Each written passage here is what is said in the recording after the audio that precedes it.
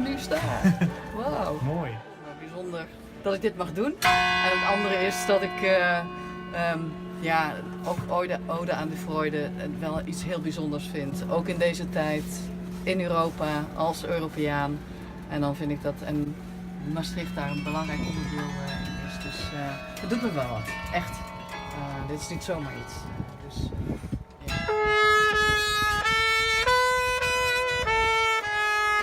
Het hoogtepunt van de klassieke muziek. Mijn negende. Mijn negende. Hiermee schreeuw ik mijn naam in de eeuwige stilte. Mijn symfonie is een succes. Een groot succes. Ik hoor het in verbeelding, het applaus, hoe het in golven over mij heen slaat en alle vermoeidheid van mij afspoelt. Ik draai mij om en ik zie de ovaties. Ik zie hoe de politie de zaal ontruimt.